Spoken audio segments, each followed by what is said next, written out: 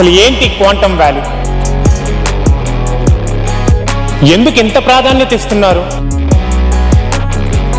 దీనివల్ల ఆంధ్రప్రదేశ్కి, ముఖ్యంగా అమరావతికి ఎలాంటి ప్రయోజనాలు కలగబోతున్నాయి? అమరావతిపై రాజకీయ చర్చ ఎక్కువగా జరిగింది.